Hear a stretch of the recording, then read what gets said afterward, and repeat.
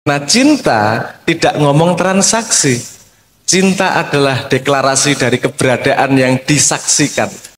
Manusia tidak pernah punya benci. Benci hanyalah cinta yang tersakiti. Tapi musuhnya adalah masalah.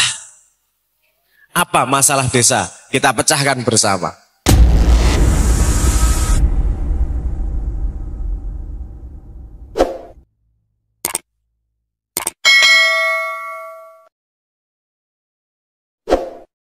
Assalamualaikum warahmatullahi wabarakatuh.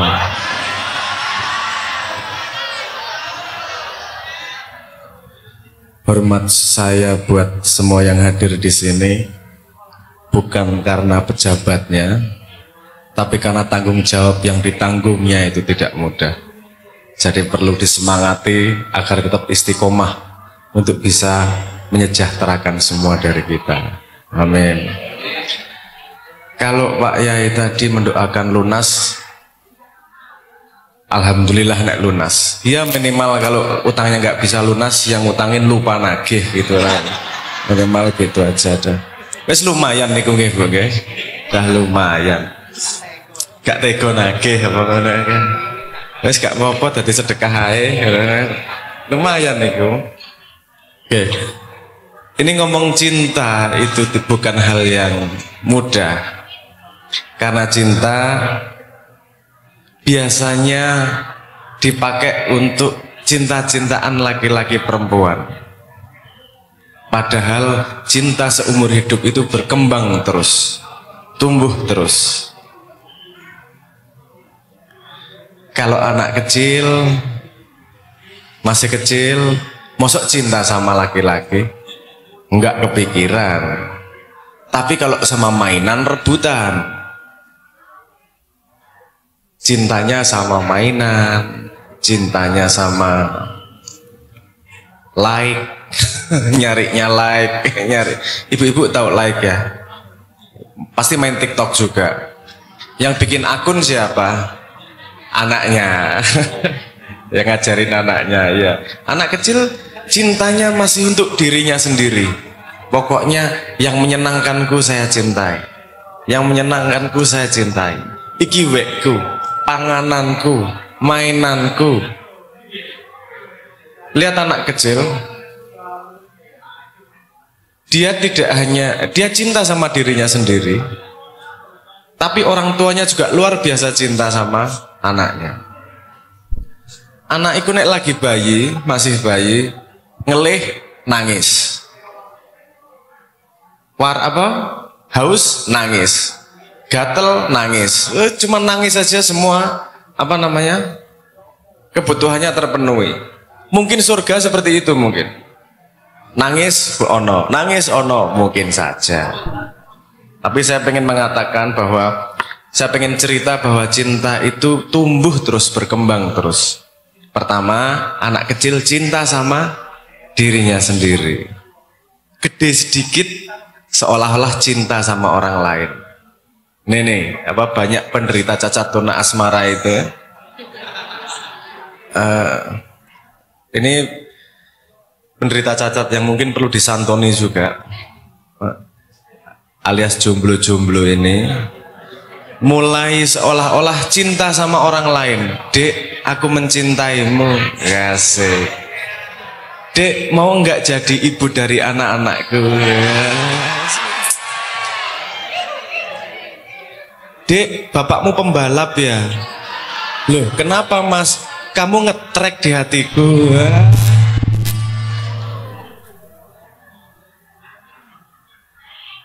Tapi coba lihat, kalau cintamu ditolak, sakit hati enggak? Sakit hati. Kalau yang biasa aja berarti udah pengalaman. Wes ditolak ping swidak, jadi biasa wae ditolak, sudah biasa. Biasanya kalau cintanya ditolak terus atine loro, ngenes gitu ya. Artinya sebenarnya masih cinta sama diri sendiri, cuman lewat orang lain. Seolah-olah cinta sama orang lain, tapi sebenarnya cinta sama dirinya sendiri, karena yang diinginkan tidak terpenuhi. Nah itu masih belajar namanya. Nanti kalau sudah jadi orang tua, baru naik ke cinta yang lebih tinggi lagi. Cinta kepada orang lain sungguh-sungguh, yaitu kepada anaknya. Kalau anakmu menolak digendong, sakit hati enggak? Apa terus benci gitu? Oh, terus dudu anakku kowe ra gelem digendong kok. Anaknya nangis, ngereweli, ngerepoti, lagi digendong nguyuh. Dijak jagong malah nguyuh neng. Apa kemudian Anda benci sama anaknya? Tetap cinta. Cinta mau di kuping diminta sama anaknya, biasanya orang tua pasti memberi.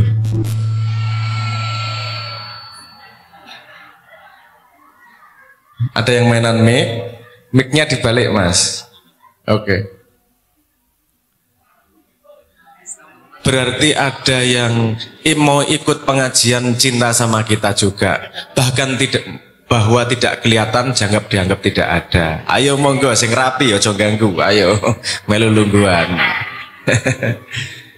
Paham ya Bu ya? Tadi ada cinta sama diri sendiri, masih kecil, remaja, cinta sama diri sendiri lewat orang lain. Terus kalau udah jadi ibu, jadi bapak, cinta bener-bener sama orang lain, mulai dari ke anaknya sendiri. Nanti kalau sudah lebih tua lagi, cintanya melebar lagi. Coba, ibu-ibu atau bapak-bapak yang sudah tua pasti cari kumpulan. Kumpulan pengajian, kumpulan yasinan, kumpulan gaple, kumpulan togel. Ngora pokoknya kumpulan. Mencari teman frekuensi yang saling mencintai satu sama lain, punya cinta yang sama. Yo kalau nek bapak-bapak saiki yo ora ngerti Zeus. Ini anak-anak arek-arek enom ki saiki Tuhane ganti Zeus soalnya. Berdoa pada Zeus. Ya Zeus ayo dipetir Zeus, dipetir ora ndonga karo Gusti Allah kon niku. Mending nggak tahu Bu, nggak apa-apa. Wis nggak usah tahu apa itu Zeus. Itu menghancurkan ekonomi rumah tangga itu. Sampai utang-utang demi Zeus. Golek Tuhan, kenapa nggak mencari Tuhan yang ngasih rahmat gratis loh? Golek Tuhan kok sing mencari golek rahmatnya bayar Zeus. Gusti Allah gratisan loh ngasih cinta kepada kita semua. Asik. Paham ya Bu ya? Tadi itu mas-mas, ibu-ibu, bahwa cinta itu berkembang terus. Nanti sebenarnya terus berkembang.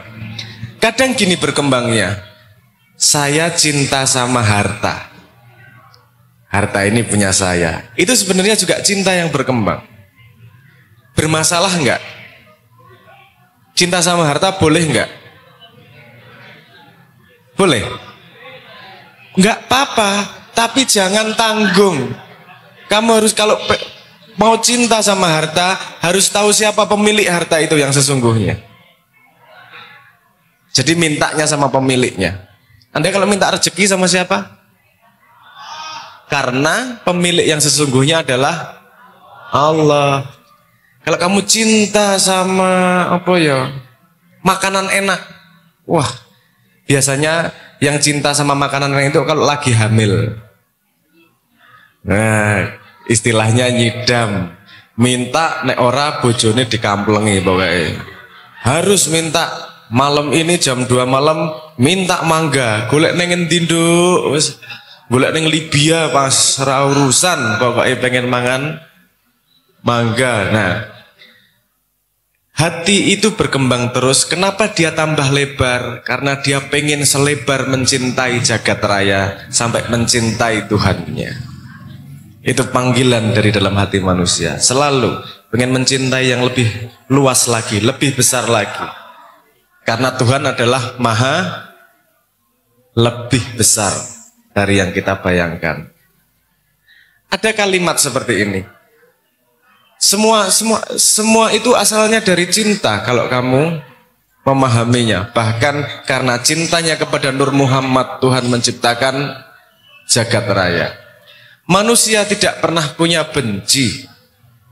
Benci hanyalah cinta yang tersakiti.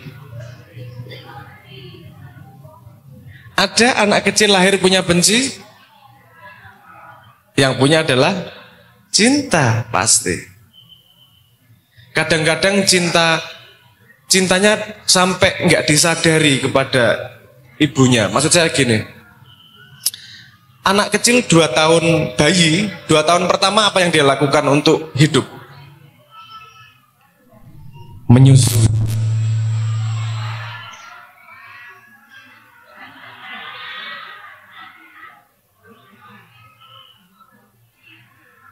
Bayi ketika masih kecil itu untuk bertahan hidup apa yang dilakukan?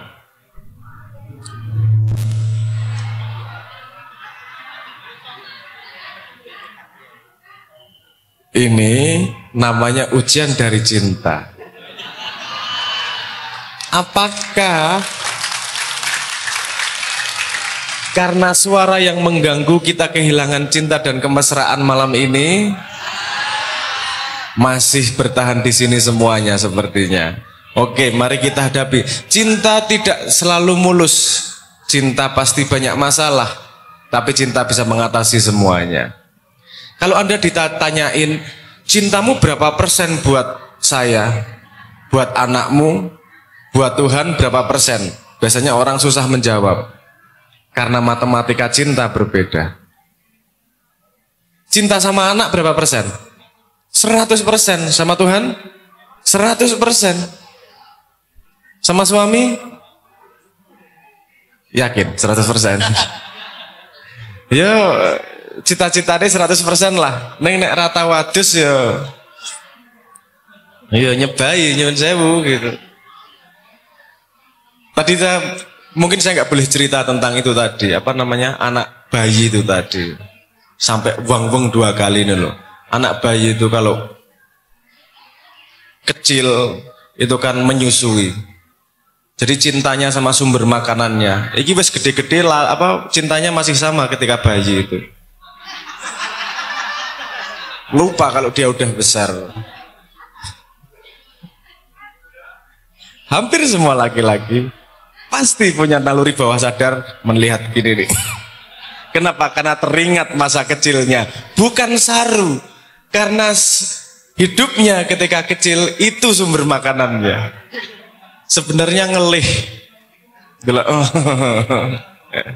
Guyu-guyu. Moga-moga ibu banyak yang nggak paham. Tapi saya yakin mudah-mudahan ini pada paham semua. Karena penderita cacat tunas. Penderita cacat tunak asmara sama dengan sahabat sabun. Oke.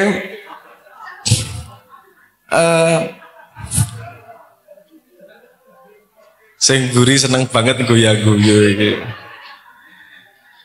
Cinta itu biasanya datangnya dari hati. Bukan dari akal. Bukan ya, dari hati ya. Kalau Anda sudah mencintai sesuatu, bisa nggak dipindahkan?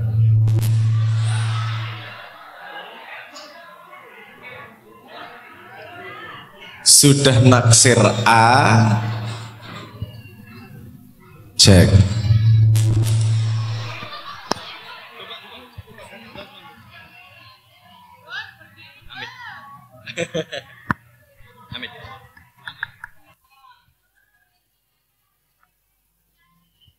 Cek, oke. Weng. Orang metu-metu tak nggo cangkem wae. Sisan diundang. Oke. Cinta tadi datangnya dari hati. Kalau kamu sudah cinta sama sesuatu, bisa nggak dipindahkan? Anak udah seneng lato-lato. Tok, ibune ndase mumet. Ya Allah ya Robi, arek iki ra mandek-mandek. Anaknya dirayu. Tak beliin Lego mau nggak? Lebih mahal dari lato-lato. Biasanya anaknya mau atau enggak? Nggak mau toh? Nek kowe ya gelem, nek anaknya mesti wegah. Kenapa? Karena ketika menaktir seseorang, si A, terus ternyata dia nolak dirimu, nggak mau mas, kamu cuman bawa motor jelek mas, misalnya. Kamu terus ganti, ya udah saya naksir si B aja, bisa nggak? Bisa po. Oh nek kowe butuh mesti bisa ngomong bisa karena butuh banget. Ya wis lah tidak ada rotan akar pun jadi ngono mesti. Enggak ada ceritanya. Cinta itu datang dari hati dan hati itu adalah master. Tuan hati itu. Kalau otak itu pelayan. Otak itu budak. Kalau Anda sudah enggak suka sama orang hatimu, yang dilihat buruknya pasti. Kalau sudah senang sama orang, yang dilihat adalah baiknya. Itu di Indonesia yang terjadi. Kenapa sampai 10 tahun cebong kampret nggak selesai-selesai itu. Terus-terusan.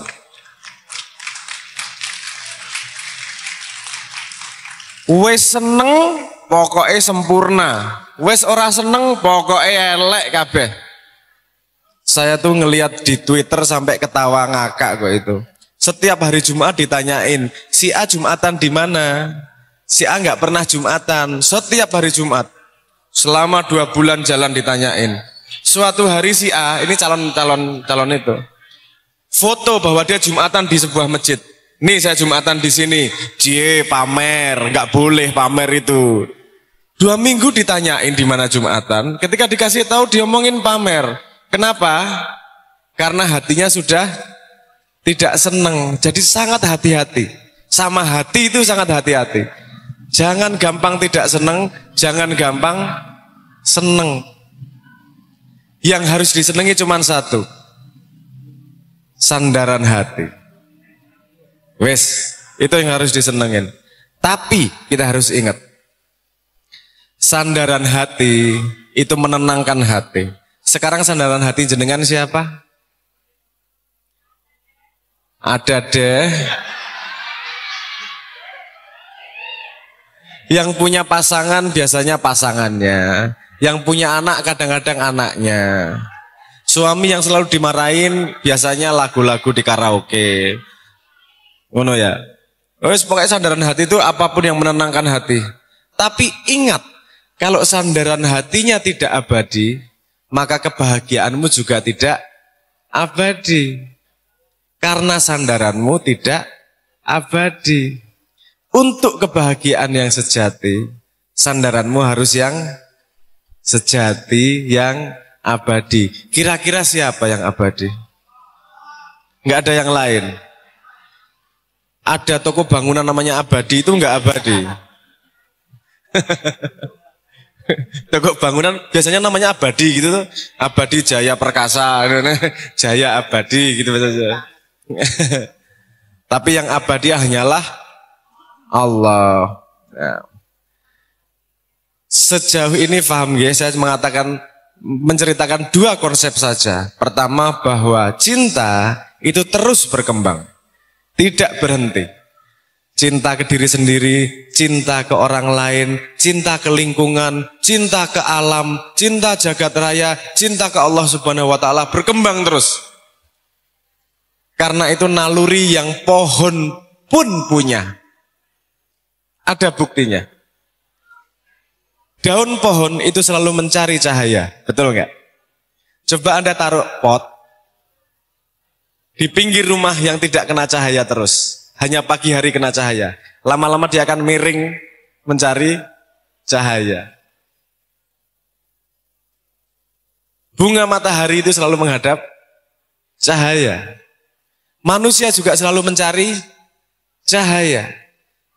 Mungkin cahaya yang dilihat berbeda dari kecil sampai tua. Yang dilihat cahayanya adalah dalam dirinya sendiri. Seneng, seneng, seneng. Kemudian cahaya di orang lain tapi masih dirinya sendiri. Aku cinta padamu tapi cinta sama diri sendiri. Terus berkembang terus, itu yang kita cari. Mari kita mengembangkan cinta seluas mungkin. Tidak ada lagi yang kita benci. Beda pendapat itu biasa. Bukan berarti musuh. Temen nggak mau diutangin itu biasa. Bukan berarti dia musuh. Mungkin karena sama-sama kirinya, makanya nggak bisa diutangin. Jangan kalau lagi butuh banget nih, pinjam 10.000 aja. Nggak mau. Terus langsung jadi musuh. Jangan gitu. Pakai cinta. Empati, kadang-kadang nggak mau dipinjemin memang karena podo kere nih. Cuman dia tahan ngelih, kowe ra tahan ngelih, ngutang karo dhek. Kadang-kadang gitu. Banyak cerita yang memungkinkan membuat kita bisa lebih mencintai orang lain, kan gitu. Pertama, konsep bahwa cinta itu berkembang terus. Sekarang mari lihat diri kita. Cinta kita sudah seluas apa? Sama tetangga sudah mencintai apa masih iri? Apa masih rasan-rasan? Apa kalau motornya baru langsung kita bertanya, duit dari mana? Mungkin pelihara tuyul. Gak boleh ya Bu ya, gak boleh berprasangka buruk. Ayo kita cari baiknya. Itu bisa menunjukkan makom kita. Seberapa sih cinta kita? Sama keluarga aja, atau sudah ke tetangga, atau sudah sedesa? Nah, harapan saya dari ruatan hari ini adalah cinta kita semua yang di sini tumbuh bersama menjadi cinta minimal satu desa bersama. Saling cinta sama satu sama lain. Musuhnya bukan warga desa, tapi musuhnya adalah masalah. Apa masalah desa? Kita pecahkan bersama. Beda pendapat? Enggak apa-apa, karena semua pendapat pengen memecahkan masalah. Manusia itu musuhnya tidak pernah manusia lain. Manusia itu musuhnya masalah. Itu yang politisi di Jakarta lupa. Menjelek-jelekkan orang lain. Karena yang dipikir musuhnya adalah orang lain. Nanti kalau pilihan presiden lagi, pilihan calon-calon segala macam, Anda lihat. Kalau musuhnya adalah orang lain, dia tidak akan menjadi pemimpin yang baik. Pengen tahu sebabnya enggak? Pengen tahu sebabnya? Gini, kalau ada dua orang atau lebih pengen sesuatu yang sama, pasti rebutan. Betul nggak? Pasti rebutan. Kalau rebutannya diatur, itu namanya lomba. Namanya kompetisi. Ada peraturannya. Sama-sama rebutan medali emas. Sama-sama rebutan medali perak. Berarti ada apa? Peraturannya. Kalau pengen hal yang sama tidak ada peraturannya, namanya perang. Kalau perang pengen sesuatu, dia nggak mau musuhnya ikut menikmati sesuatu tersebut, sehingga musuhnya dibunuh sama dia. Itu perang. Artinya kalau pemimpin menjelekkan orang lain, dia pengen kekuasaan untuk dirinya, bukan untuk rakyatnya, bukan untuk masyarakatnya. Karena pemimpin yang baik adalah menghadapi masalah kita bersama dan memecahkan masalah kita bersama, bukan menjelekkan orang lain. Nah, itu salah satu aplikasi cinta yang lebih besar. Semakin kita menyadari cinta, akan semakin kita waspada. Ngoten nggih. Misalnya di rumah Bu, ibu sama bapak yang menang siapa?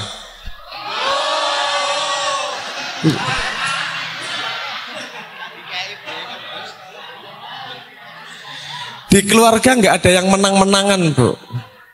Karena kalau gimana? Kalau yang menang laki-laki, keluargamu juga yang kalah, wong istrimu kalah. Kalau yang menang perempuan istri, yang laki-laki kalah, berarti keluargamu juga kalah. Iya kan? Berarti nggak ada yang menang, nggak ada yang kalah. Karena musuh dari keluarga bukanlah suami istri, tapi masalah. Kalau masalah keluarga dipecahkan, pasti tidak perlu menang-menangan antara suami istri. Bahwa suami itu selalu mengalah, itu pasti Bu. Mengalah loh, bukan kalah. Yo piye wong jawabnya salah sedidik dikaplok ya. Saya tuh paling susah kalau ditanyain, Mas, saya gemuk atau enggak Mas? Wah, itu setengah mati jawabnya. Jujur loh dijawab, saya gemuk atau enggak? Padahal yuk tambah lemu. Piye jawabnya? Enggak Dek, bohong. Langsing bohong, lemu. Kok kamu enggak perhatian sih? Salah kabeh iki. Salah maneh. Nah, saat durung rabi kamu harus tahu trik-trik seperti itu. Saya merenung lama untuk mencari jawabannya. Dan saya sudah tahu jawabannya gimana. Mas, saya gemuk atau tidak? Jangan bohong loh. Mak, mama itu kokoh.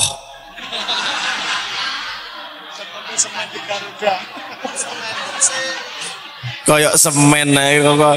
Terus dia kan tertawa, emang beton, emang semen, hahaha. Sudah lupa pertanyaannya. Nggak cari jawaban lagi. Tidak semua pertanyaan harus dijawab. Yang penting bahagia, kan gitu. Yang penting tertawa, kan gitu. Kalau bisa nggak dijawab, jangan dijawab. Kok jawab menghadapi masalah kok. Guyon kayak baik. Saya gemuk nggak? Kokoh. Kok tembok rek? Yorano. Semennya ya, bahasnya sudah geser bahasnya.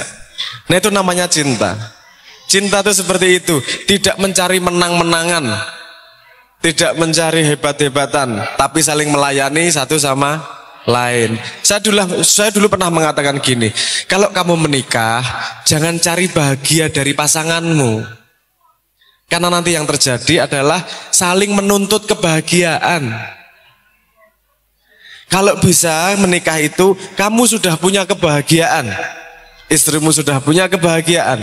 Jadi ketika menikah, lombanya adalah membagi kebahagiaan yang kamu miliki. Bukan lagi saling menuntut kebahagiaan, tapi membagi kebahagiaan. Itu tidak hanya di keluarga, itu di kampung kita juga bisa berjalan seperti itu. Kalau kita bahagia, ketawa-ketawa, nggak saling rasani, nggak saling gosip satu sama lain, benci satu sama lain, apa yang terjadi? Pasti akan berusaha saling membagi kebahagiaannya. Seperti kenduran itu loh, lagi bahagia bagi ke tetangga. Kenapa? Karena bahagia. Orang bahagia itu lebih lomo. Kalau Anda lihat orang kaya pelit, berarti hidupnya nggak bahagia. Nggak usah iri sama orang kaya, nggak usah iri sama orang yang Anda nggak hebat. Jangan-jangan hidupnya nggak bahagia. Anda lebih seneng mana? Duitnya Duitnya banyak atau kalau butuh ada? Lah iya. Oh itu lebih enak. Kalau butuh ada, duitku nggak perlu banyak, tapi kalau butuh ada.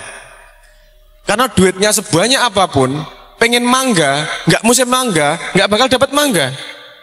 Tapi kalau ya duitku nggak usah banyak-banyak Tuhan, aku cuma minta kalau butuh ada gitu aja. Pengen mangga, ada yang nganterin mangga. Pengen apa? Ada yang nganterin. Kenapa? Karena itu saling berbagi. Kok neraka? Surga itu sepemahaman saya seperti itu. Orang yang berlomba saling membagi kebahagiaan. Kalau orang yang rebutan kebahagiaan, itu namanya neraka. Anda kumpul 5 orang aja, rebutan naik pangkat, pokoknya buat aku kebahagiaannya, akan terjadi sikut-sikutan. Betul nggak? Akan sikut-sikutan, panas suasananya. Nggak usah di neraka, sudah panas suasananya. Tapi kalau 5 orang kumpul ke kancan bodo-bodo kiri, biasanya kalau kiri itu kompak. Ada istilahnya kalau di Jogja itu namanya grembol. Kalau kiri gerombol mesti. Karena kompak, nek wis sugih sithik sikut-sikutan rebutan duit. Seharusnya tidak seperti itu. Seharusnya belajar. Ketika kiri, kita menghargai indahnya kebersamaan. Jadi indah kebersamaan dari mana? Karena berlomba saling membagi kebahagiaan. Kalau wong kiri duwe rokok sebungkus, mesti dibagi ro kancane. Karena kita memahami kesulitan teman jika membagi kebahagiaan kepada teman. Itu cinta yang lebih tinggi lagi. Cinta kepada semuanya. Oke, konsep yang kedua tadi pengen saya ingatkan bahwa hati itu perlu dijaga. Karena hati itu raja. Kalau hatimu sudah keruh, hidupmu keruh. Kalau hatimu terang, hidupmu terang. Ada cara latihannya. Mau tahu cara latihannya? Biar hatinya terang terus. Coba lakukan saja. Latihannya mudah sekali. Anda beli buku tulis. Setiap sebelum tidur, tulis 5 hal yang Anda syukuri hari ini. Alhamdulillah saya masih hidup. Alhamdulillah tadi nggak kehabisan bensin di jalan. Alhamdulillah anak saya pulang tabrakan cuman patah tangannya, tapi bukan kakinya sama lehernya, bisa disyukuri. Cari hal-hal yang bisa disyukuri. Tulis setiap hari 5 sebelum tidur. Nggak sampai 1 bulan Anda sudah lebih terang hatinya nanti. Kenapa? Karena agama mengajarkan jadilah ahli syukur. Kita tidak akan menjadi ahli syukur kalau tidak berlatih. Kita jadi harus berlatih. Cara latihannya gimana? Tulis 5 hal saja sebelum tidur. Apa yang disyukuri hari ini? Insya Allah, tapi pakai 99%. Itu Anda melakukan setiap hari aja dalam 1 bulan, hati Anda akan jauh lebih tenang. Jauh lebih tenang. Kenapa? Karena si raja sudah bisa menemukan hal yang disyukuri di dunia. Yang dia lihat adalah hal yang disyukuri, bukan hal yang dibenci, bukan hal yang ditakuti, tapi hal yang disyukuri.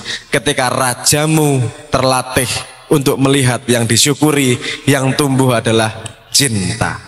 Dan semoga cinta itu membuat kita bersatu bersama menjadi manusia yang menghadapi masalah dan menciptakan surga minimal di desa kita yang kita cintai ini. Amin ya rabbal alamin. Mekaten mukadimah dari saya, nggak usah panjang-panjang. Kita lanjutkan dengan sesi berikutnya karena waktu juga sudah semakin malam. Ini yang nahan hujan sudah kebelet pipis, jadi itu sedekah dia agar kita bisa tertawa di sini. Ya, monggo saya kembalikan ke moderator. Matur nuwun. Wassalamualaikum warahmatullahi wabarakatuh. 3 pertanyaan, silakan angkat tangan. 1 dari sini, silakan. 1, ayo silakan angkat tangan. Monggo maju. Yang mau tanya silakan. Tanya bebas, tentang apapun bebas. Cintamu sing kandas, silahkan dipertanyakan. Ada Gus Sabrang, ada obatnya. Dari belakang ada 1, G, silakan 1, G 1. Ada lagi Mas, pas 3 pertanyaan G. Silakan, siapa yang belakang tadi? Monggo. G, alamat NIK G. Mboten, golongan darah. Cek loh. Assalamualaikum warahmatullahi wabarakatuh. Oke, nama saya Izul Haq dari Sidoarjo, Sukodono. Sebenarnya kemarin sudah tanya ke Mas Abrang yang di Sidoarjo kemarin, dan jawabannya alhamdulillah senang saya. Dan ini sebenarnya saya bukan tanya, tapi ingin memberikan karya saya ke Mas Abrang langsung. Oh, oke, tepuk tangan. Oke. Langsung diserah terima mohon nggih. Masya Allah, monggo. Luar biasa. Kita berikan tepuk tangan yang meriah. Foto bersama silakan. Mas panitia minta tolong dibantu Mas panitia. Mas panitia bisa tolong dibantu. Pak Lurah duduk, Mak. Nggih. Nggih, tak seeling dadi ketua Karang Taruna mawon nggih. Nggih. Sampun ngadap.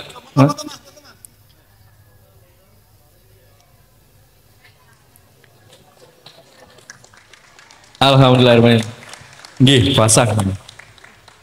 Enggak apa-apa Mas. Nggih, terima kasih. Pertanyaan kedua, monggo Mas. Terima kasih Mas Izul Haq dari Sukodono Mas nggih. Berkah selalu. Monggo. Baik, bismillahirrahmanirrahim. Assalamualaikum warahmatullahi wabarakatuh. Perkenalkan, nama saya Rian. Nggih, lanjut kula nggih Rian nggih. Muhammad Rian Afandi. Dari Jombang.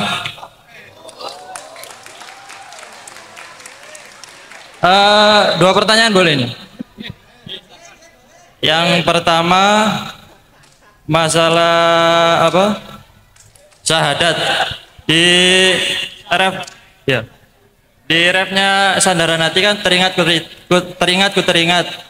Nah, kalau di ayat kan ada alastu birobikum qalu bala syahidna. Nah, yang ingin saya tanyakan, apakah syahadat ini waktu kita kecil itu bisa kita track Mas Abrang. Kalau di liriknya kan masih mengingat-ingat gitu. Apakah kita bisa, oh dulu ini saya pernah gitu. Nah yang kedua, masalah gelombang otak ini saya ingat statement yang diobrolan ketika sama Habib Jafar. Selama pokoknya hubungan antara gelombang otak dan listrik, selama kita ada listrik itu kita nggak merasakan kesunyian gitu, karena di listrik itu kan ada gelombang tertentu gitu kan. Nah yang ingin saya tanyakan tuh, kira-kira radius berapa sih kita sampai bisa merasakan itu? Semisal kalau di rumah kita matiin sebelah ada, itu apakah bisa? Atau harus naik gunung atau apa gitu? Kalau di lagu Jawa sendiri kan ada ini, kayak puasa ngebeleng tuh yang di dalam ruangan, mati gelap, nggak masuk cahaya. Mungkin itu saja Mas. Terima Baik. kasih. Wassalamualaikum warahmatullahi wabarakatuh. Waalaikumsalam warahmatullahi wabarakatuh. Pertanyaan, Nggih, silahkan. Duduk mau. Nggih, tidak apa-apa, duduk, silakan. Bismillahirrahmanirrahim. Assalamualaikum warahmatullahi wabarakatuh. Mewakili suara ibu-ibu Indosiar, nggih. Nggih, terkait materi yang panjenengan sampaikan tentang kalkulasi cinta dalam Islam. Tadi sampun panjenengan aturaken bagaimana mencintai anak, mencintai suami, dan juga mencintai Allah. Pripun dalam sudut pandang agama kita agar bisa seimbang dalam mencintai dalam kaidah Islam. Matur sembah nuwun. Matur nuwun, tepuk tangan. Wassalamualaikum warahmatullahi wabarakatuh. Waalaikumsalam. Nggih, terima kasih pertanyaannya. Saya kira sudah 3 pertanyaan untuk sesi pertama. Ini bisa langsung ditanggapi sama Gus Abrang. Tadi ada Mas Rian dari Jombang, ada 2 pertanyaan. Terlihat syahadat tadi Gus, apakah syahadat itu digit bisa kita track kayak gitu? Kemudian yang kedua ini hubungan gelombang mata dan listrik nih. Radius berapa kita bisa merasakan itu? Nggih, Mas Rian nggih. Nah, mungkin itu pertanyaan dari Mas Rian, bisa dijawab terlebih dahulu, Gus. Monggo semanggaken. Oke. Apakah bisa kita ingat? Gitu ya pertanyaannya. Apakah bisa kita ingat? Saya akan jawab, tapi biar kamu nggak salah paham, akan ada buntut dari jawaban tersebut. Ngaten nggih? Bisa kita ingat, tapi ingat. Ingatan itu kita sebut sebagai memori, betul nggak? Ingatan. Ingatan itu di dalam manusia ada 8 jenis, tidak hanya 1 ingatan. Yang kamu anggap ingatan dipakai di bahasa kita, itu ingatan yang paling mudah. Ingatan dari kecil sampai kita dewasa, itu 1 jenis ingatan. Kamu ingat nggak hidungnya mbahmu kayak apa? Mbah buyutmu dulu, ingat nggak? Karena nggak pernah ketemu. Tapi badanmu ingat loh. Sehingga ada yang namanya DNA. Karena kamu turunan dari mbahmu, badanmu ingat hidungnya mbahmu. Munculnya di adikmu misalnya. Berarti adikmu ingat hidungnya mbahmu. Kan gitu. Ada banyak, nanti kalau saya jelasin satu-satu terlalu panjang. Tapi artinya ada ingatan di badan, ada ingatan di atom, ada ingatan di elemen. Anda bahkan bisa ingat sampai penciptaan jagat raya awal seperti apa. Karena ketika penciptaan Anda sudah ada, cuman bentuknya bukan kayak gini, tapi ikut sampai sekarang. Nah pertanyaannya, apa yang bisa kamu ingat? Kalau ingatan cuman di kepala, kamu ingat dari bayi tok.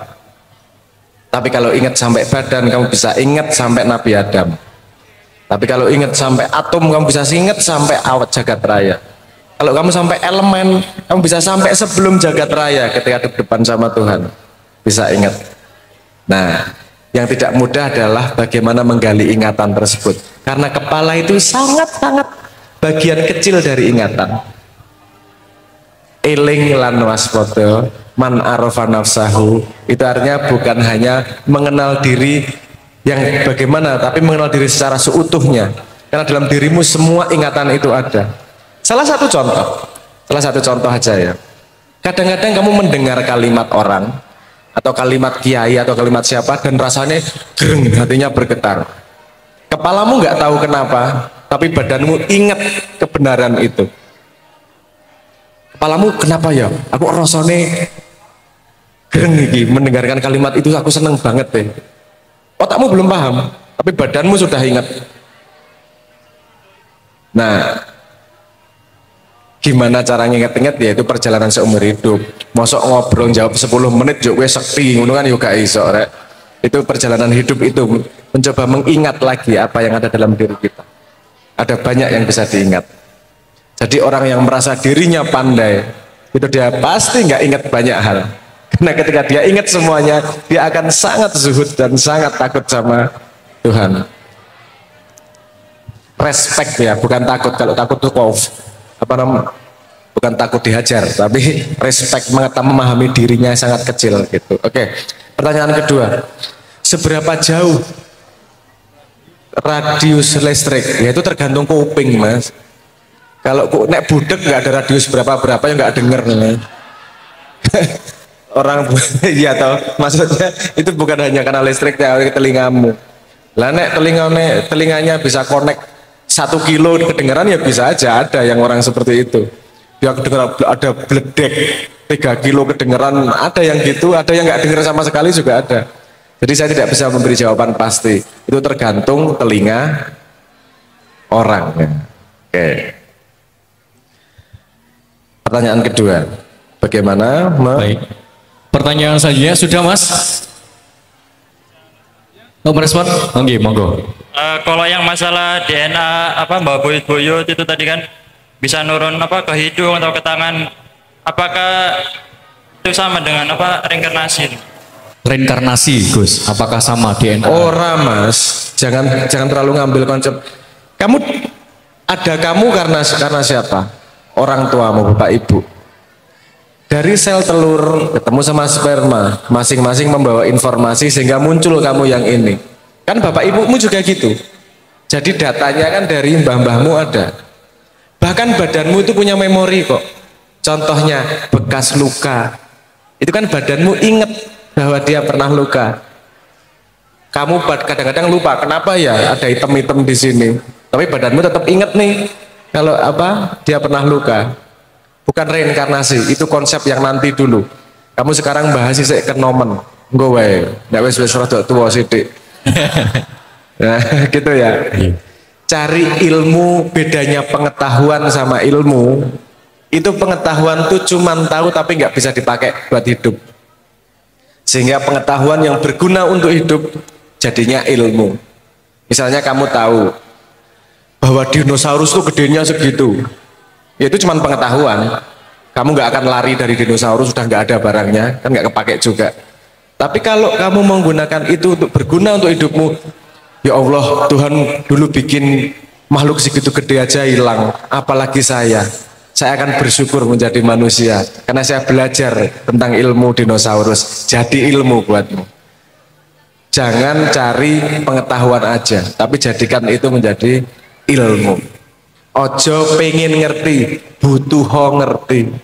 Golek sing tok butuh ngerti sik gitu. Ngaten nggih? Aman? Nggih, siap. Nggih Mas Rian. Alhamdulillah. Sampun nggih. Pertanyaan selanjutnya nggih. Pertanyaan selanjutnya dari Ibu Tria, tadi pertanyaan kalkulasi cinta dalam Islam agar cinta kepada anak, suami dan Allah Ta'ala ini bisa seimbang Gus. Pertama, saya akan membahas kenapa pertanyaan ini bisa dibuat. Kenapa harus seimbang. Ini datang dari pengalaman hidup yang dari kecil di sekolahan. Kalau Anda belajar ujian di sekolahan, pertanyaan jawaban A, B, C, D gitu ya. Yang benar berapa? Nggak mungkin 2 benar. Padahal dalam hidup, apakah semua jawaban cuma 1? Pot terbuat dari tanah liat boleh, kaleng bekas boleh, terbuat dari batu bapak oleh, terserah. Yang penting dipakai buat pot gitu ya. Gini Mbak, pertanyaan datang menyeimbangkan gimana? Karena menganggap cinta kepada anak, cinta kepada suami dan cinta kepada Tuhan itu hal yang berbeda, sehingga harus dipilih, diseimbangkan kan gitu. Padahal itu bisa hal yang sama. Kenapa? Karena kalau kamu mencintai suamimu karena Tuhan dan sayang sama anakmu, artinya satu cinta sudah mengandung semuanya. Gitu ya, gitu ya. Kalau kamu mencintai anakmu karena tahu bahwa itu hadiah dari Allah, aku cara mencintai Allah adalah dengan mencintai anakku, dan cinta anak kepada cinta anakku adalah butuh cintaku kepada ayah. Berarti cinta anak sama dengan cinta ke suami, sama dengan cinta ke Tuhan. Gitu yang lihatnya ya. Jadi nggak perlu dibagi-bagi, semua bisa 100% asal kita bisa melihat sambungannya. Ngoten nggih? Nah, wes kita mencintai semua hal bisa kok.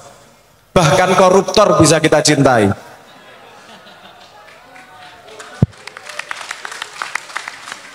Gimana cara mencintai koruptor? Buat hidupnya berguna. Caranya gimana? Jadikan dia contoh buruk untuk anakmu. Dek, jangan jadi kayak dia ya. Dia contoh buruk. Data hidupnya berguna kan?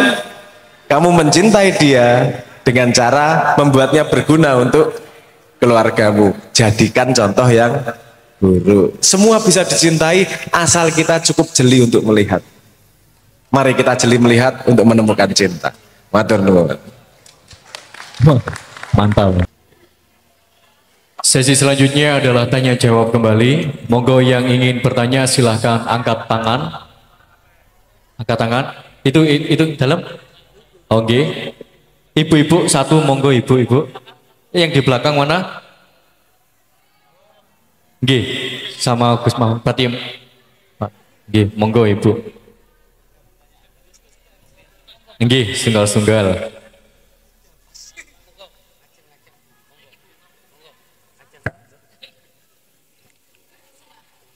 Nggih, monggo.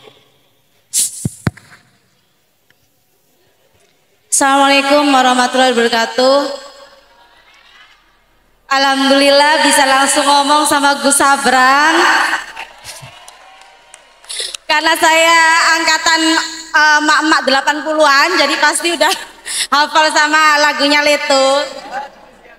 Ini saya yang mau tanyakan. Bu, ngapunten namine sinten? Iya, kenalan dulu ya. Nama saya Rere dari Kedung Bocok. Alhamdulillah.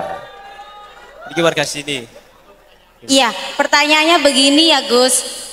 Gimana cara mengembangkan cinta kepada yang tadi Gus Sabrang sebutin, cinta kepada sesama, terus kepada agama, bahkan sampai ke Allah Subhanahu wa Ta'ala versinya Gus Sabrang.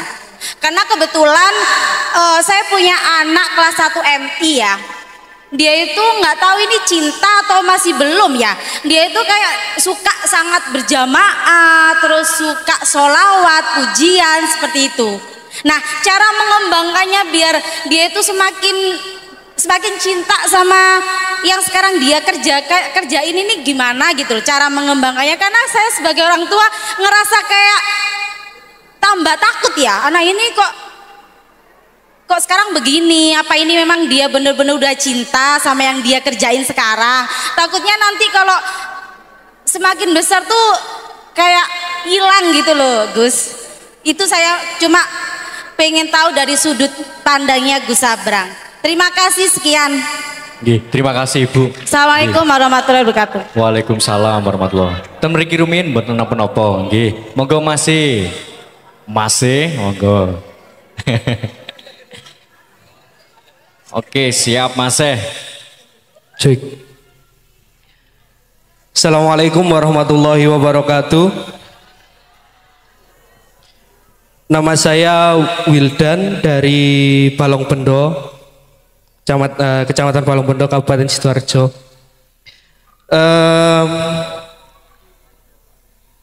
Yang ingin saya tanyakan, setahu saya juga Mas Abrang orang matematika.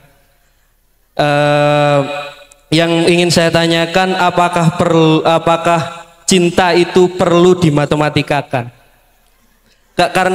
Karena setahu saya Mas Abrang pernah sanjang, pernah bilang bahwasanya orang matematika itu suka mencari masalah, terus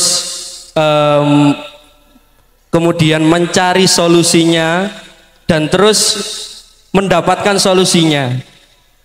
Jadi tidak ada gunanya.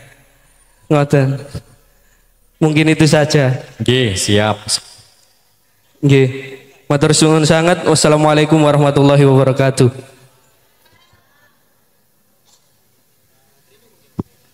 Assalamualaikum warahmatullahi Baik. wabarakatuh. Oh nggih, waalaikumsalam. Monggo Bu. Cek loh. Saya dari krunya Arogibin. Ya, saya itu mau bertanya pada Gus Abrang. Bu, ngapunten asminipun Aslinya Singkalak. nama Bu. Ibu Ayun. Ibu Ayun.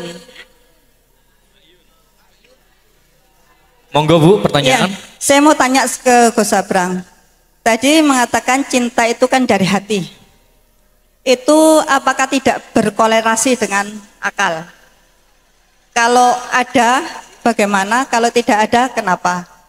Terus relevansinya ke kehidupan antara cinta dan akal juga pengetahuan itu bagaimana? Karena setahu saya cinta tanpa didasari akal pemikiran adalah cinta yang buta dan bisa merusak. Terima kasih. Assalamualaikum warahmatullahi wabarakatuh. Nggih. Relevansi cinta dan akal nggih. Nggih, baik. Mungkin ada satu pertanyaan lagi untuk yang kaum Adam. Monggo biar pas. Mak-mak sudah ada. Satu. Oh monggo dari Gus Mahfud Ali. Oke, terima kasih Mas waktunya Mas Rian. Gus, ini saya sampaikan mungkin nanti terjadi sama juga teman-teman. Jadi analisa saya gini, sanksi cinta kepada pacar pecintanya ini sangat luar biasa mengerikan Gus. Jadi makin dalam cinta kita, makin tinggi, makin besar cinta kita kepada sesuatu, itu makin menyakitkan dan makin menghancurkan ketika kita dikhianati. Atau kita ditinggalkan oleh cinta kita. Nah, pada gini kan, saya tadi kan berkaitan ngomong kita sudah cinta sama manusia, kita juga sudah cinta sama Allah, misalnya begitu. Sebagai hamba, saya cinta kepada Tuhan saya. Sebagai hamba, saya percaya sama Tuhan saya. Tapi misalnya begini, saya istikharah, kan gitu kan? Saya istikharah karena saya percaya sama Tuhan saya. Setelah istikharah saya ketemu Gus, pacar saya itu yang akan jadi jodoh saya. Ternyata gagal Gus. Nah, ketika saya gagal, ini hati saya hancur-hancuran Gus. Saya kepercayaan saya kepada Tuhan ternodai. Ini Tuhan ini gimana? Saya percaya sama jenengan. Kok saya sampean khianati gitu. Istri saya juga gitu. Loh, saya cinta sama sampean. Kok sampean khianati? Saya kira itu, terima kasih. Cara mengobatinya monggo.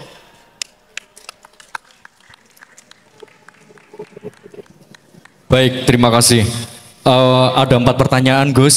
Yang pertama dari bagian dari mak-mak Tarik. Bu Riri, bocok nggih. Nggih Kecamatan Tarik. Nggih. Cara mengembangkan cinta Gus kepada sesama agama dan Allah versi Gus Abrang itu seperti apa? Karena ada contoh kehidupannya putranya dari Bu Rere ini cinta sama sholawat jamaah dan sebagainya. Tapi ada ketakutan-ketakutannya kalau cinta itu berlebihan Gus. Nah mungkin ini adalah tipsnya gimana biar mengembangkan cinta sesuai sama itunya Gus. Monggo pertanyaan satu dulu. Nggih. Boleh nggak saya dibacakan lagi pertanyaan yang nomor 3 karena ada hubungannya ini nanti pas.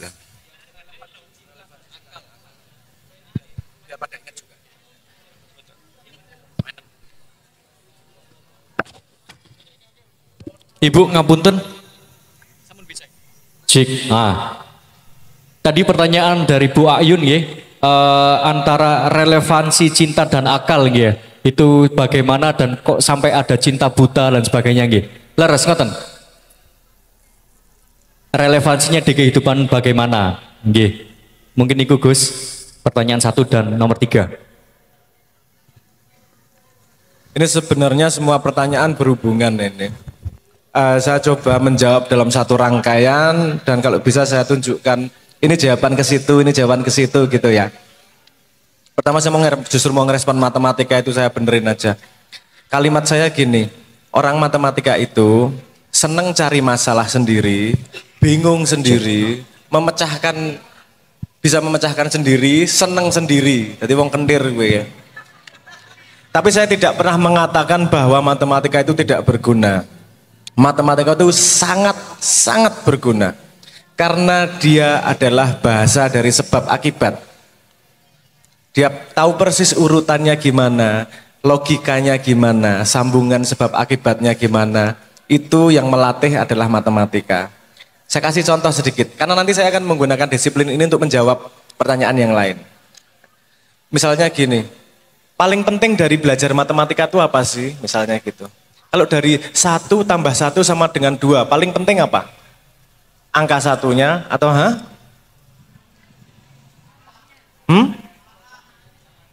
Yang paling penting kan namanya sama dengan. Kalau 1 tambah 1 terus diem aja, yo ngapain? 2 diem aja, ngapain?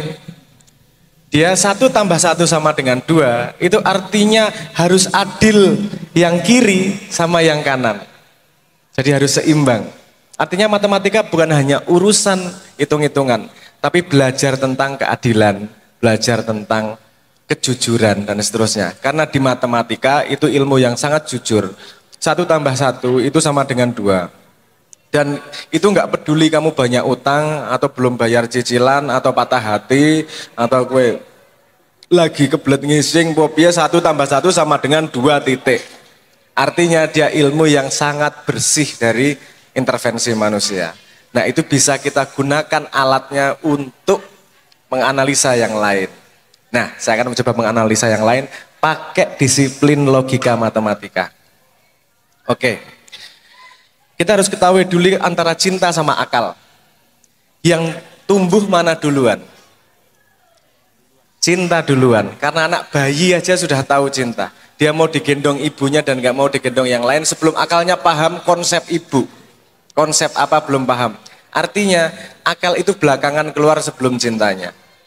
Nah, sehingga ada kalimat gini. Ini untuk yang pengen anak-anaknya pandai. Intelektualitas itu datang, dia punya ibu. Ibu dari intelektualitas itu namanya perhatian. Dia memperhatikan sesuatu, lama-lama pinter terhadap apa yang dia perhatikan. Ya kan? Kalau anaknya nggak perhatian, nggak pinter-pinter pasti. Di kelas, gurunya sama muridnya 40. Apakah semua sama pinternya? Yang lebih pinter yang mana? Yang perhatian. Oke. Jadi ibu dari intelektualitas adalah perhatian. Ibu dari perhatian itu adalah cinta. Kalau kamu sudah cinta sama sesuatu, pasti perhatian. Nah, gini Bu. Kalau anak sudah cinta, itu Anda kasih apa-apa, dia nggak akan tergeser dari cintanya. Kalau dia belum paham cinta, Anda pahamkan, dia nggak akan paham juga. Kenapa? Karena cinta dia lebih akar daripada akal. Jadi ketika ibu ngomong, nanti gimana dia cintanya? Nggak usah khawatir. Cinta itu cara diri yang sejati untuk ngajari akal. Akal itu anaknya dari perhatian, perhatian itu anaknya dari cinta. Akal itu cucunya cinta. Jadi kalau akalnya ini, kan kalau lahir belum tahu apa-apa nih. Mau mencari diri gimana, memahami alam gimana, sehingga dia dikasih cinta. Anaknya lagi cinta main game, diemin main game. Yang penting ditemenin. Kamu dapat apa? Kamu bisa ngapain sekarang? Hitung-hitungannya gimana? Dia cinta sama semut, perhatikan, temenin. Dulu saya, mungkin ayah saya pernah cerita bahwa saya sangat cinta sama cacing dan takjub sama cacing. Terus saya ditanyain, kenapa kok kamu takjub sama cacing? Senang mainan sama cacing. Saya nggak paham, ini Tuhan luar biasa. Barang selembut cacing itu bisa menembus tanah yang sangat keras. Tidak ditambahin apa-apa sama Bapak. Oke, hanya segitu. Nggak ditambahin kamu cinta sama Tuhan. Nanti akan datang waktunya sendiri. Setiap manusia punya perjalanan hidupnya. Setiap manusia punya kurikulumnya. Yang dia tulis sebelum dia lahir, perjanjiannya sudah ada. Jadi pasti dia akan mencintai sesuai yang dia kurikulumkan. Orang tuanya belum tentu paham. Kenapa sih anak ini cinta ini? Kenapa sih anak ini senang ini? Ada anak kecil yang dari kecil tuh cintanya duit. Misalnya anak saya yang nomor pertama, namanya Nawai. Itu kalau matematika males ngerjain. Tapi kalau ngitung harga di Shopee cepet banget. Kenapa? Karena dia membayangkan itu akan jadi miliknya. Jadi dipakai ilmunya. Saya enggak kemudian jangan gitu sama duit, enggak gitu. Oh, cara dia memahami ilmu adalah lewat itu. Berarti saya kendarai itu kemudian.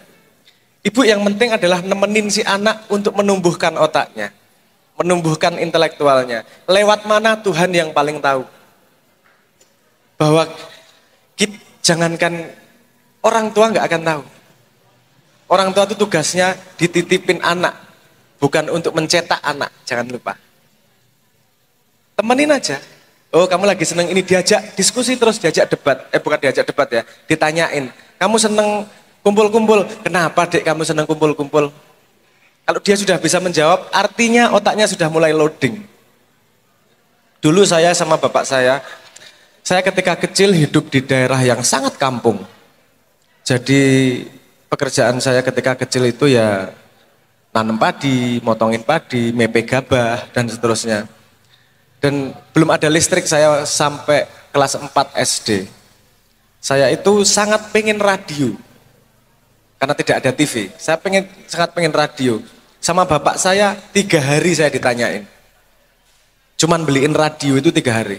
Kenapa radio? Kenapa bukan yang lain?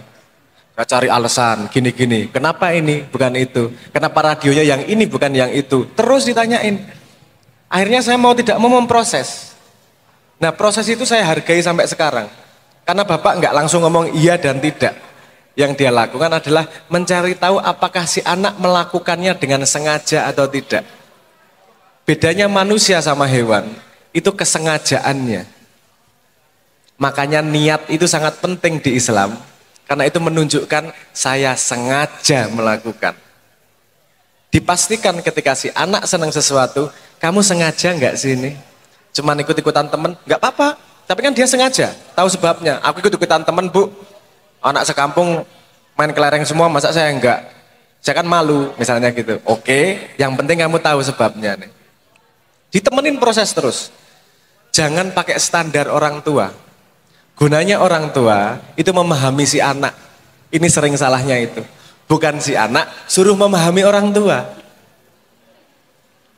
Ya paham. Jadi jangan khawatir, umurnya masih panjang untuk tumbuh. Jadi temenin aja. Kalau dia bahagia, banyak ilmu yang akan datang dengan sendirinya.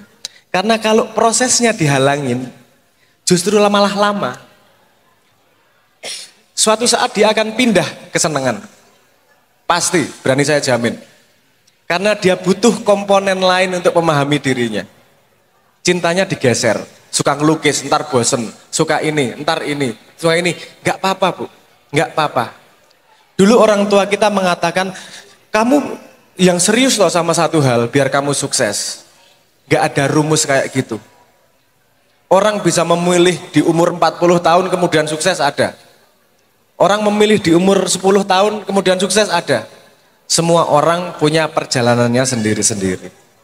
Ketika anak ibu sudah senang dan sungguh-sungguh sama sesuatu, itu sesuatu yang sangat disyukuri. Temeni aja, kamu kenapa sih gini, kenapa sih? Diajak ngobrol terus. Karena komunikasi itu sangat penting. Gak usah khawatir bu. Dan jangan nafsu, gimana biar kamu cinta sama Tuhan? Sudahlah, kalau dia paham dunia, dia akan cinta pada Tuhan dengan sendirinya. Pasti. Pasti, dah jangan khawatir. Ngaten nggih. Apa relasi cinta dengan akal? Karena gini, cinta ada yang bisa didefinisikan oleh akal dan ada yang tidak bisa didefinisikan oleh akal. Awalnya ketika dia kecil, hampir semua cintanya tidak bisa didefinisikan oleh akal. Lama-lama tumbuh akal. Apa sih akal? Akal itu dunia berbeda, dunia yang ada di kepala. Gini maksud saya, ini apa Bu? Gelas, segelas air. Apakah ini benar-benar segelas air yang dialami? Tidak. Cahaya nempel di air, masuk ke mata, di otak bikin gambar air. Artinya dunia di kepala ini. Nah, cintanya dia akan tergantung dunia yang dibangun di kepalanya seperti apa. Nah, ini dua hal yang berhubungan ini. Saya nggak ngomong sebabnya A jadi B. Ini berhubungan. A jadi B, B membangun A jadi B, B membangun A. Seperti kaki kanan, kaki kiri. Ketika dia mencintai sesuatu, dia akan belajar sungguh-sungguh. Kemudian dia tahu aspeknya, akan memperkaya akalnya, memperluas alamnya. Ketika alamnya sudah luas, cintanya akan berubah. Kenapa? Karena dia punya pemahaman yang lebih. Nah, ini nanti bergerak gitu terus. Bergerak terus, tumbuh lagi, sampai dia menemukan pola yang lebih besar. Lama-lama dia akan menemukan pola yang lebih besar. Akal sangat berhubungan dengan cinta, tapi hubungannya tidak bisa dibantah bahwa rajanya adalah hati.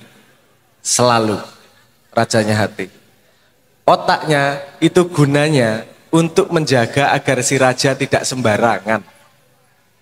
Tapi nggak bisa dibantah kalau rajanya sudah cinta. Yang bisa adalah ngerem. Otak itu gunanya ngerem. Kemarin ada yang nanya gini ke saya, Mas, saya pengen kaya raya ya. Gimana biar kaya raya cepet? Pengen kaya raya cepet ya? Iya. Udah nggak ada pertimbangan lain, nggak ada. Ya udah ngerampok. Loh, kan nggak boleh sama agama. Loh, katanya cuma urusan kaya raya. Ternyata nggak gitu kan. Saya pengen kaya raya yang halal, yang barokah, yang membuatku bahagia. Nah, pertimbangan sebanyak itu butuh akal yang semakin lebar. Bagaimana akal bisa semakin lebar ketika dia mengikuti hatinya dan menemukan kesalahan-kesalahan, menemukan benturan-benturan sehingga terbangun akalnya. Itu dialektika antara akal dan hatinya. Memang seperti itu. Walaupun sebenarnya ada tiga, nggak cuma akal sama hatinya. Ada wadaknya, ada dorongan wadak yang berhubungan dengan hatinya dan berhubungan dengan akalnya. Kenapa kita disuruh puasa? Kenapa kita disuruh menahan nafsu? Karena ada dorongan dari badan yang harus direm sama akal. Semua perilaku kalau hewan itu dorongannya dari fisiknya. Keluarnya jadi nafsu. Harus ditahan oleh akal. Kalau hati itu isinya cinta. Cuman bentuknya itu berubah terus. Sekarang gini. Saya coba tanya apa ya? Dari tiang ini ke tiang ini panjangnya berapa, Bu?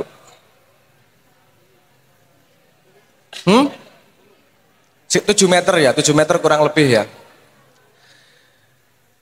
Presisinya, kalau kita punya ukuran meter, kita bisa ngomong meter. Tapi kalau akalnya semakin tahu, kita bisa ngomong milimeter. Semakin tahu kita bisa ngomong mikrometer. Semakin tahu kita bisa ngomong pikometer. Kan gitu. Jadi akalnya bisa membuat dunia bisa lebih presisi. Tapi hatinya dia nggak butuh presisi. Karena gini, kalau Anda ditanyain jarak dari tiang ini ke tiang ini berapa? Sekitar 7 triliun mikrometer. Lak kon mesuh toh. Cok, aku ora butuh mikrometer, aku kira-kira 7 meter wis cukup gua aku gitu. Artinya cintanya itu yang dicari adalah hubungan, bukan presisi. Kalau akal yang dicari adalah presisi. Nah, ini berhubungan dua-duanya ini. Semakin akalnya presisi, semakin hatinya bisa tertata. Semakin hatinya bisa tertata, semakin melebar presisi di kepalanya. Ini terus-menerus. Berdialektika antara akal sama cinta.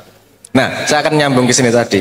Gimana cinta yang terlalu dalam sehingga apa namanya? Membuat dia terlalu kecewa, gitu ya. Makin cinta, makin kecewa. Ya. Iya, sanksi cinta kepada pecinta semakin berat. Ini yang presisi dari akal itu tadi.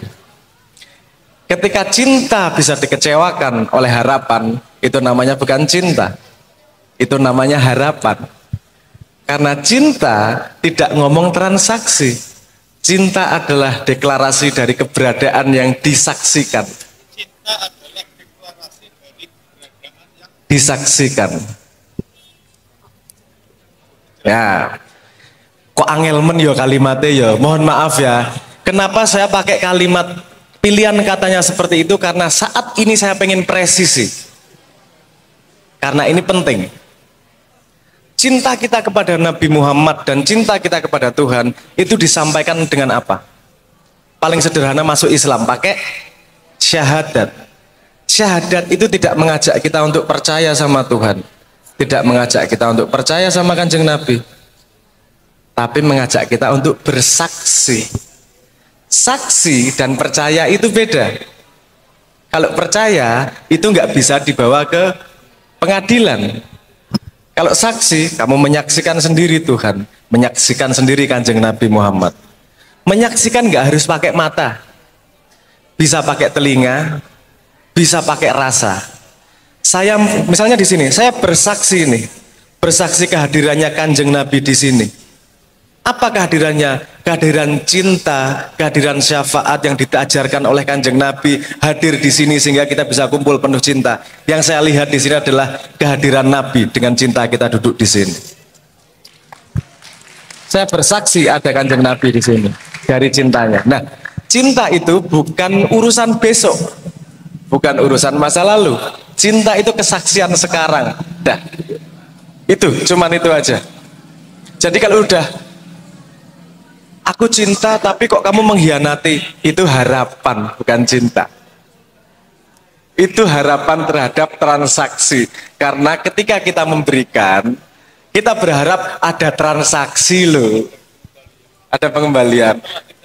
Setelah tidak dikembalikan kita kecewa, menderita. Loh itu bukan cinta, itu transaksi yang kadang-kadang numpangi cinta. Kalau cinta itu keberadaan, sudah menyaksikan keberadaan, itulah cinta. Nah, itu cinta yang sebenarnya. Nah, kepada Tuhan, saya sudah istiqoroh kok nggak dikasih. Nah, transaksional sama Tuhan.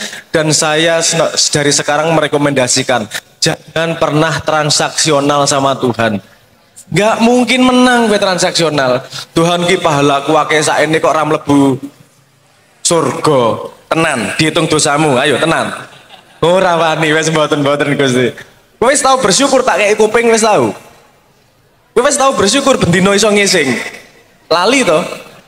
Seolah-olah itu adalah hak kita. Padahal nek Tuhan ngomong ora ngising rong dino lak mumet dasmu.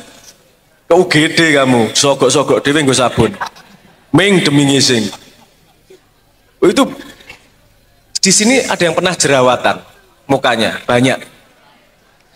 Anda ketika jerawatan banyak mukanya, Anda akan sangat bersyukur ketika bisa garuk muka itu. Gatele ya Allah, raiso tak garuk. Ketika hilang jerawatnya garuk muka, ya Allah enak Gusti Allah. Aku tidak pernah bersyukur pada kenikmatan yang sesederhana ini. Artinya gini maksud saya, Tuhan itu sudah memberi alasan kita untuk bersyukur amat sangat banyak. Jadi jangan berani bertransaksi lah sama Tuhan. Minta terharunya aja. Tuhan ya aku nggak pantas mungkin ya, tapi kan udah doa, udah sebulan loh Gusti, masuk ora terharu, pripun toh Gusti, masuk buatan terharu. Jadi bukan menuntut, karena kita tidak punya hak menuntut kepada Allah. Allah sudah memberikan semuanya kepada kita, dan kita tidak cukup bersyukur atas semuanya, belum semuanya disyukuri. Jadi ayo sama Tuhan mesra aja, jangan pedagang. Tidak transaksi ke Gusti Allah.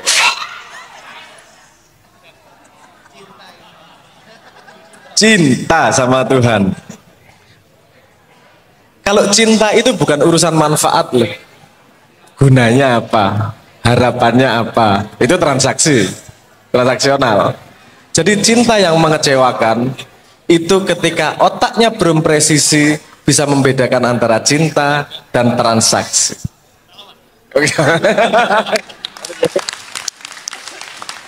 Sudah terjawab semuanya. Sampun nggih. Oh, ada, moga-moga ada respon. Gini Gus, tadi kan Gus Sabrang bilang cinta itu bertumbuh dan berpolar. Sedangkan dalam polarisasi itu kan akan menyerap dan menyebarkan bermacam-macam warna dari polar itu. Bagaimana caranya supaya dari berpolar ini kita mendapatkan warna yang terang? Karena dalam polar ada warna gelap, ada warna terang. Dalam berpolar kan ada warna terang juga ada warna gelap. Kan semua warna itu ada dalam polarisasi gitu. Sedangkan untuk cinta, untuk hati, untuk rasa, kita kan menginginkan polar yang baik, yang terang. Lah itu gimana caranya kita seperti itu? Padahal kadang kita berbuat karena cinta itu, kita itu tidak memikirkan polarnya bagaimana, akan bagaimana gitu. Untuk mendapatkan pola yang terang, cintailah pola yang gelap. Karena kita tidak akan bisa menghargai terang kalau tidak mengalami gelap.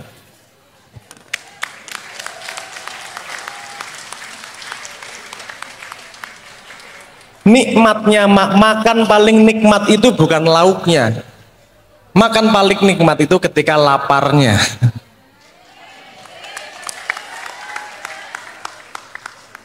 Kalau perutnya udah kenyang, mau dikasih makanan seenak apa juga males. Kalau perutnya udah lapar banget, kayak panganan ming segotok rasanya enak banget. Di dunia ini Bu, dunia yang kita alami di sini, itu kita tidak bisa menghindari yang namanya dua polaritas.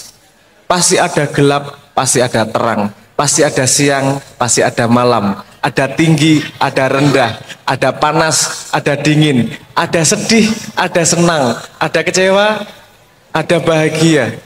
Bahkan baterai pun ada positif sama negatif. Kalau cuman sendirian nggak akan bisa hidup. Itulah hidup, mengolah antara positif dan negatif. Cara mensyukuri ketika Anda mendapat sesuatu yang tidak menyenangkan, gelap, bersyukurlah karena kemudian Anda akan bisa menikmati terang walaupun sangat sedikit. Anda kalau kayak gini dikasih lilin nggak menghargai. Coba mati lampu, rebutan ya lilin siji. Iya enggak? Nah, ayo kita syukuri semuanya. Saya pernah nulis di sosial media hampir 13 tahun yang lalu. Jangan mencari kebahagiaan dalam hidup, carilah kelengkapan dari hidup. Alami semua positif dan negatif, semua alami kebahagiaan, kekecewaan, kegembiraan dan seterusnya. Karena dengan kelengkapan hidup, kita akan mencintai hidup dengan utuh untuk mencintai Tuhan secara utuh. Semoga terjawab nggih. Matur nuwun. Terjawab nggih Ibu nggih. Luar biasa. Tepuk tangan yang meriah Ibu Bapak sekalian semuanya.